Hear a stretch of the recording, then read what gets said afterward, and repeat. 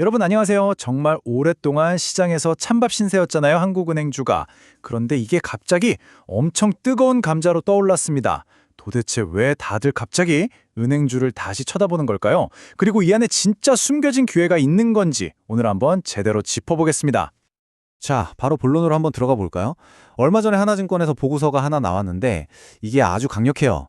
뭐라고 했냐면 12월에는 은행주 비중 확대를 강력히 권고한다. 이렇게 딱 못을 박았습니다. 아니 그렇게 오랫동안 다들 쳐다도 안 보던 은행주인데 이렇게까지 자신감 있게 사라고 하는 이유가 대체 뭘까요? 이 숫자들을 보면 정말 모든 게 설명이 됩니다. 불과 한 달 전, 그러니까 10월만 해도요, 은행주는 코스피보다 무려 20%나 못 갔어요. 말 그대로 바닥을 기고 있었죠. 그런데 딱 한 달 뒤엔 11월에 상황이 완전히 180도 바뀐 겁니다. 오히려 시장을 10%나 앞질러버리는 엄청난 급등세를 보여준 거죠. 이거 진짜 믿기 힘든 반전 아닌가요? 아니 도대체 이 한 달 싹에 무슨 일이 있었던 걸까요? 지금부터 그 갑작스러운 분위기 반전의 비밀을 하나씩 풀어보겠습니다. 대체 뭐가 이렇게 극적인 변화를 만든 걸까요? 특히 투자자들 마음을 진짜 꽁꽁 얼어붙게 만들었던 아주 거대한 악재, 그 먹구름이 있었는데도 말이죠. 네, 바로 그겁니다. 은행주 주가를 정말 무겁게 짓누르고 있던 그 2조 원짜리 먹구름. 먼저 이 이야기부터 해야 합니다. 모든 문제의 핵심이 바로 여기에 있었거든요. 2조 원. 정말 어마어마한 금액이죠. 이게 뭐냐면 은행들이 그 홍콩 ELS 상품 있잖아요. 그걸 불안전하게 판매한 것에 대해서 이 정도 과징금 나올 거다 하고 예상한 총액이었어요. 이 2조라는 숫자가 시장에 딱 뜨자마자 투자자들은 그야말로 공포에 질렸죠. 이 2조 원을 좀 더 뜯어보면요. KB금융 혼자서 거의 절반인 1조 원, 그리고 신한이랑 하나금융이 각각 한 3천억 원 정도 될 거라고 추정이 됐어요. 이게 어느 정도냐면요. 이 은행들이 1년 내내 벌어들인 순이익이랑 맞먹는 수준이에요. 정말 충격적인 규모였죠.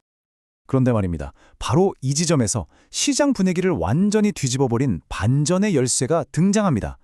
모두가 벌벌 떨었던 이 2조 원이라는 금액이 사실은 생각보다 훨씬 아주 많이 줄어들 수 있다는 거였어요. 아니, 어떻게 그게 가능하냐고요? 지금부터 그걸 보여드릴게요. 자, 바로 이 부분이 핵심입니다. 언론에서 그렇게 떠들썩하게 보도했던 그 2조 원은요, 최종 확정 금액이 아니었던 거예요.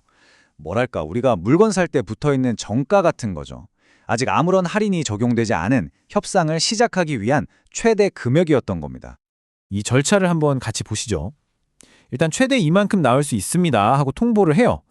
그런 다음에 위원회에서 여러 가지 상황을 따져보는 거죠.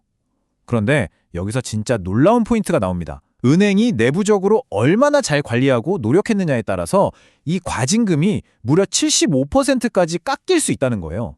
75%요? 하나증권의 최정욱 애널리스트가 바로 이 점을 딱 짚은 겁니다. 뭐라고 분석했냐면 실제로 나오는 과징금은 1조 원보다 훨씬 상당폭 낮아질 수 있다고요. 이게 무슨 뜻이겠어요?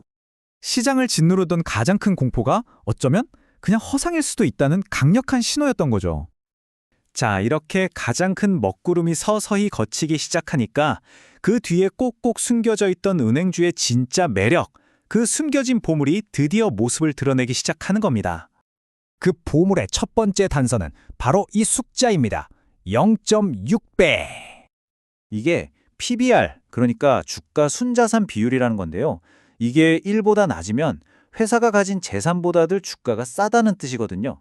근데 0.6배라는 건 이건 말 그대로 1,000원짜리 자산을 그냥 600원에 살 수 있다는 얘기예요.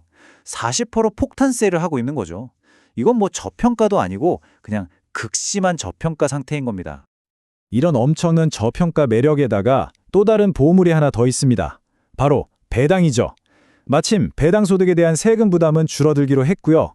KB나 신한 같은 주요 은행들은 연말에 배당을 확 늘릴 거라는 기대감도 커지고 있어요. 여기에 아까 말한 그 과징금 문제만 시원하게 해결된다? 그럼 외국인 투자자들도 다시 돌아올 수밖에 없겠죠. 그렇다면 이 기회를 먼저 눈치챈 사람들은 과연 누구일까요? 지금 시장에서 소위 똑똑한 돈, 이 스마트머니는 어디로 흘러가고 있는지 그 흐름을 한번 추적해 보겠습니다. 자, 이 그래프가 정말 재밌습니다. 한번 보세요. 외국인들은 3천억 원어치나 팔아치웠어요. 그런데 이상하죠? 주가는 오히려 올랐단 말입니다. 이게 어떻게 된 일일까요?